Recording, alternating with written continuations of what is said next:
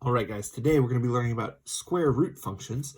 And square root functions involve this square root symbol. This is called a radical symbol. The radical can also be like a cube root. That's also the symbol. But this is the square root function. And it means what number times itself gives you that number inside. So I hope we know that the square root is asking you like what number times itself gives you it. So what is the square root of 49? Well, hopefully we know it's 7 because 7 times 7 gives you 49. So let's explore this function and how some of its properties.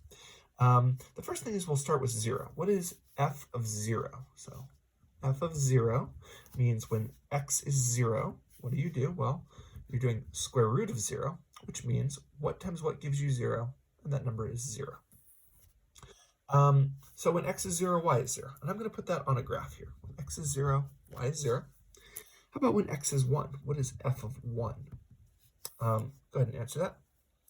And so hopefully we know that this means that when x is 1, we'll put in 1 into the rule. So we'll be doing the square root of 1. What times what equals 1?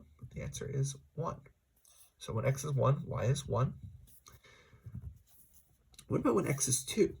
Well, here we're doing square root of 2. So it's saying what times what gives you 2. And this is not 4. Sometimes kids say 4. That's wrong. 4 times 4 does not give you 2. We're looking for what number times itself gives you 2. It's also not like 1.5. 1.5 times 1.5 is 2.25, not 2. If it doesn't come out to be a whole number, square roots are often irrational. I believe the square root of 2 is 1.41421 ... I'm not really sure after that. Let's see. Square root of 2 is 1.414213562, and it's an irrational number that'll keep going.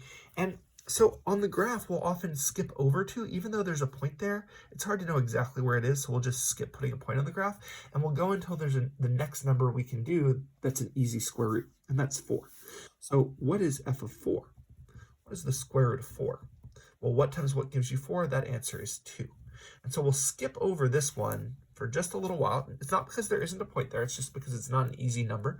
And so on the graph, we'll often skip straight to x equals 4. We won't do x equals 3. We'll go straight to where x is 4, y is 2. When x is 9, we'll skip over 5, 6, 7, 8, because none of those have easy square roots. The next easy number is 9. What is the square root of 9? Well, hopefully you know that 3 times 3 is 9, and so the square root of 9 is 3. So 5, 6, 7, 8, 9 is 3. What would be the next number we would want to do in our square root function to find easily? Hopefully you realize that the answer was 16, because you can do the square root of 16, and that number is 4. So when x is way over at 16, the y will be up at 4. One thing you might notice is that this function is increasing the bigger number you do a square root of, so it's increasing. The larger the number you do the square root of, the larger the answer is. So square root of 50 is bigger than square root of 49. And that's true, so the further to the right you go, the higher it'll get. And it's also concave down, which means it's bending downwards. It's like if you took a straight line and you would have to bend it down to make it make this shape. And that's because it's increasing, but it's increasing more and more slowly with time. Look, to go up by 1, at first we only had to go over by 1. Then to go up by 1, we had to go over by 3. Then to go up by 1, we had to go over by 5. Next, to go up by 1, you'll have to go over by 7. To go from the square root of, going from square root of 100 to square root of 121 only goes up by 1 in the answer. And so it's growing constantly, but it's growing slower and slower and slower. The slopes are getting lower. You can kind of think of it as like the slope between these two lines is getting smaller. It'll always be a positive slope, but it'll be a smaller slope each time. So concave down and increasing. What about to the left of 0? What is the square root of negative 1? And hopefully we remember from last class that the square root of negative 1 is I. It's an imaginary number. The square root of negative 1 is not a real number. And so when we're graphing on a real, it's possible to graph with complex numbers that have i's in it, but usually we don't. And so if the square root comes out to be an imaginary number, we usually say this is undefined for real values. Yes, it's I, but how are we going to graph that on the graph? Negative 1i isn't something we can put here. And so all negative numbers, we know that the square root of any negative number is going to be square root of positive times square root of -1. So we get like 2i here. All these negative numbers will have imaginary values, and so we won't get any values over here. So the domain is what x values can we put into the function that we will get out a real valued y, and the answer is all the x values that are greater than or equal to 0. So x can be greater than or equal to 0. And we learned earlier this year how to put this in interval notation. Because it's or equals to, we use a bracket. And we say that the x's, so right now we're talking about the x values, and the x's are going from 0 to infinity. They don't stop. We use a parentheses on infinity because you'll never have an x value at infinity. It just means you can keep going towards infinity. And the range is the y value. So what are the y values here? What possible y values? Well, we said the bigger the number you take the square root of, the bigger the answer will be, and the y's also are going to be greater than or equal to 0. And so how do we write that in interval notation? Well, it's actually the same as it was up here, 0, comma, infinity. The y values also go between 0 and infinity, right? So the y values are going to go from 0 to infinity.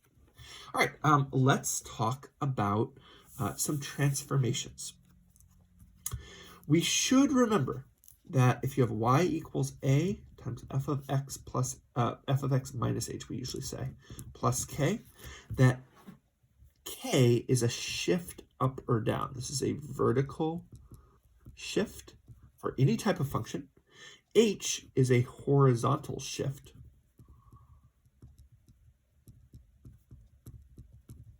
And the a will be a vertical stretch and compress.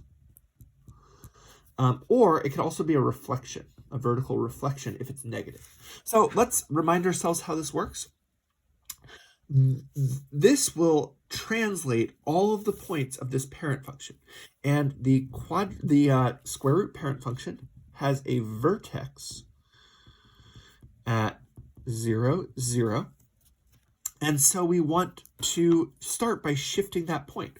Well, how is this going to shift it? Hopefully we feel comfortable that this will shift it 3 left. Remember, the horizontal translation is backwards from what you might think, and 4 down. So we're going to have a vertex, instead of being at 0, 0, we're going to shift it 1, 2, 3 to the left, and 4 down. Remember, the horizontal translation is backwards from what you might think. And instead of shifting each of these points, we can just do square roots from there. So what we're going to do, our method is going to be, we're going to start here at this point, 3 to the left and 4 down. And we're going to do square root. So this is like our new 0, 0. So we're going to go to each number we can square root and square root from there. So we can do the square root of 1. So we're going to go over by 1 because we can do the square root of 1. Square root of 1 is 1. The next number we can square root after 1 is what? Well, we can do the square root of 4. 1, 2, 3, 4. So we're going to start back at this vertex point and count 4 to the right. 1, 2, 3, 4. And the square root of 4 is 2. So we'll go 2 up from there. And we're doing exactly what we did on this parent function. We're just doing it down here. So the next number we can square root is what? Square root of 9. And so if this point was at -3, -4, if we go 9 over and we do the square root, what is the new point going to be?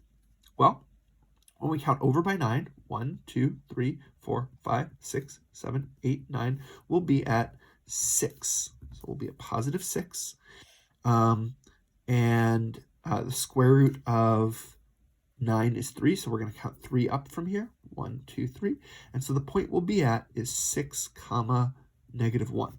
So I hope we feel good that we can count over and up to make that same square root shape, just like we did up here.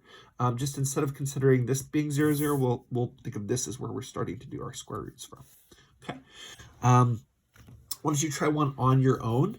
Why don't you try to come up with what points we're going to have if we do y equals square root of x minus 1 plus 2? Where's the vertex going to be? Well, hopefully we know that the vertex will be 1 to the right and 2 up. From there, what are we going to do? Well, we're going to do square roots of points. What's the next point we're going to be able to make? Instead of being at 1, 2, we're going to do 1 over. So square root of 1 is 1, and 1 up. So square root of 1 is 1. So the next point is 2, 3. What's the next easy point we can make? Well, we can do the square root of 4. 1, 2, 3, 4. Square root of 4 is 2, so it's going to be 2 up. So this is now at 1, 2, 3, 4, 5. And we're up by 1 from here. So this is 5, 4. The next easy point we'll be able to do is square root of 9. So guys, if you haven't noticed yet, we're adding whatever we're doing square root of to the x. So the new x value is going to be 10. And whatever the square root is, that's what we're adding to the y. So we're going to go 9 over. That's 9 to the right. So we're adding 9 to the x. So 9 plus 1 is 10. And we're going 3 up from here. So 3 plus 2 will be 5. The next point would be 10, 5. And so hopefully you can see we're just doing square roots of what we can do. What would be the next point that we can do? Well, 16 to the right and 4 up. So 17, 6. Because we're adding 16, and then the y will go up by 4 if we go over by 16 and up by 4. So hopefully we feel okay with that. All right, let's look at a new one. F of x equals -2 square root of x plus 4. Where is the vertex going to be? And hopefully we see right away that there is a shift up by 4, but there is no shift left or right. And so the vertex will be at 0, 4.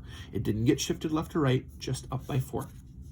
And this -2, this is a little tricky, is going to be multiplying all the y values after we do the square root.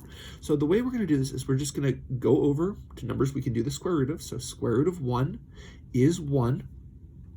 And that number is going to get multiplied by 2. So we're going to do like square root of 1 is 1, but that gets multiplied by -2. So 1 times -2 is -2. So when we go over by 1, we do the square root of 1, that'll get multiplied by -2, and we will count down by 2, okay?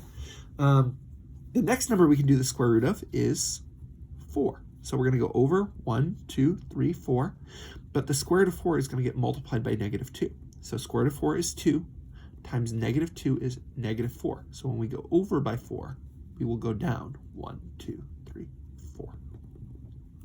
The next number we can do is the square root of 9. How far down are we going to go? Well, square root of 9 is 3, but that gets multiplied times -2.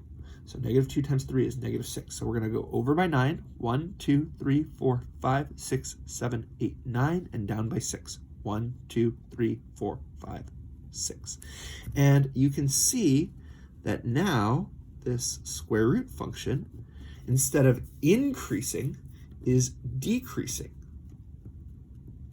And instead of being concave down, it's actually now bending up. So you would have to take something and bend it upwards to make this shape. So it's decreasing but concave up. Okay. Let's see. Also, well, okay, we'll talk about this in a minute. We'll come back to domains and ranges in just a second. Let's try one more. This one has 5 plus 3 square root of x plus 3. Now, the 3 is next to the square root of x plus 3. This is multiplying, but the 5 is adding with it. And so a lot of times kids find it helpful to rewrite this as 3 square root of x plus 3 plus 5. Now, this plus goes with the 3, not with the 5. So this plus isn't because of this plus. If it had been like 2 minus square root of 3, square root of x, sorry, this would be the same as negative square root of x plus 2. The 2 is positive, and the square root of x is negative. So we want to rewrite. We want to be careful when we're rewriting. But now we can see that this is a shift up by 5 and a shift left by 3. So where is the vertex going to be? Well, the vertex is at -3, positive 5. 1, 2, 3, 4, 5. Okay, and so left by 3, up by 5, and it's getting multiplied by 3. So where is going to be so if this point is -3, 5, what is going to be the first point after this that I'm able to graph? Well, I can go 1 to the right. That'll have an x value of -2. And when I go 1 to the right, square root of 1 is 1, but that's getting multiplied by 3. So square root of 1 is 1 times 3 is 3. So when I go 1 to the right, I will do square root of 1 is 1 times 3 is 3. So 3 up from there. So it looks like this. The next number I can do the square root of is what? Well, I can do the square root of 4. And so when I go 4 to the right, how far up am I going to go? Well, it's square root of 4, which is 2. And that's getting multiplied by this 3, right? So 3 times 2 is 6. So when I go over 1, 2, 3, 4, I'm going up 1, 2, 3, 4, 5, 6.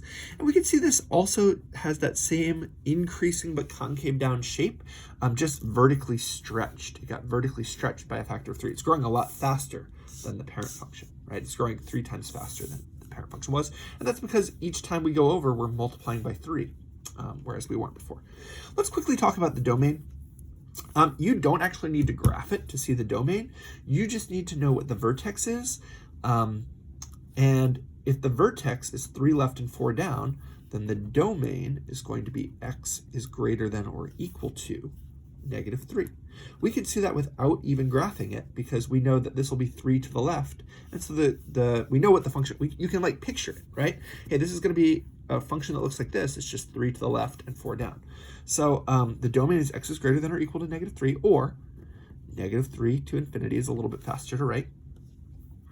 The range is going to be the y values. And the y values got shifted down by 4, right?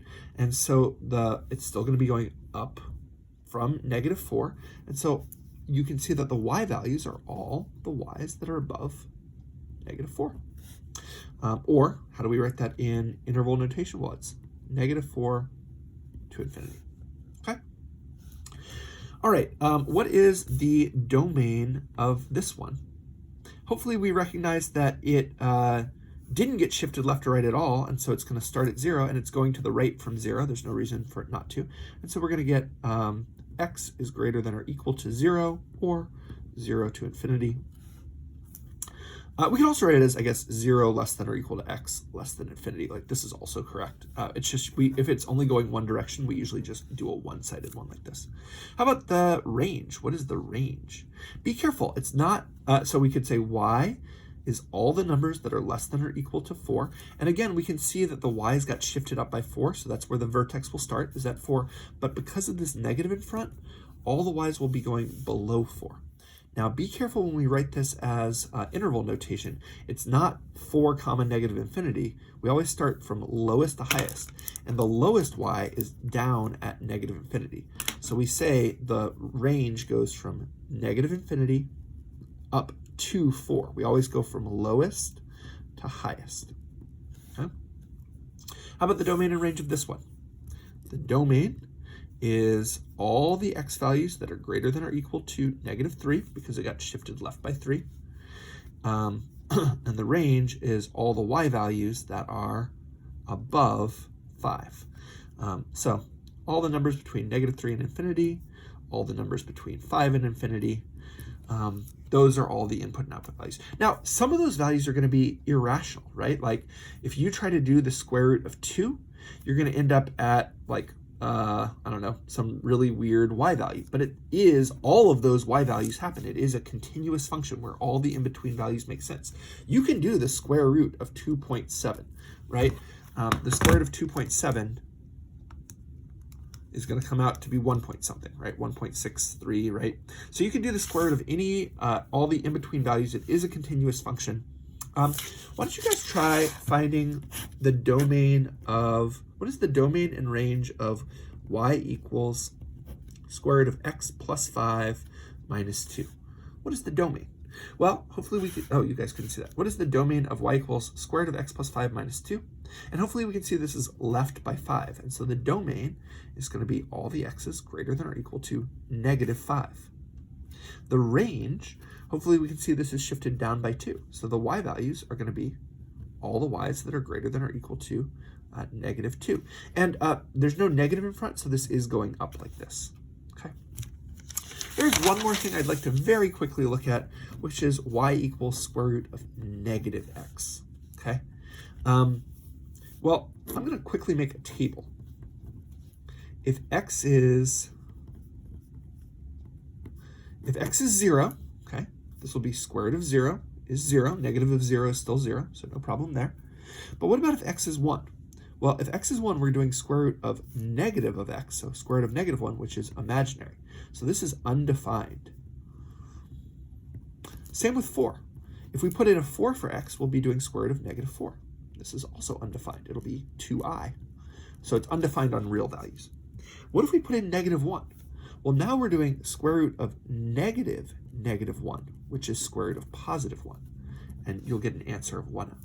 When you put in a negative 4, it'll be negative of negative 4, which is square root of positive 4, which is 2. And so what happens on the graph is that we had this point at 0, 0, but we'll have a point at negative 1, 1, and negative 4, 2. This is a reflection across the y-axis. And so instead of, you can still do it the same way. You'll just do like square root of 1 is 1. Square root of 1, 2, 3, 4 is 2. Square root of 9 is 3. You'll go left instead of right based on this. And look at how that changes the domain. The domain is now x is less than or equal to 0 because it's to the left. But the y's are still, y is greater than or equal to 0. All right, guys, I'm going to stop there for today. There's some interesting ones to practice in your homework. Hopefully you're feeling pretty good about these transformations. And after you practice your homework, you'll feel even better. Have a good rest of your day. Bye.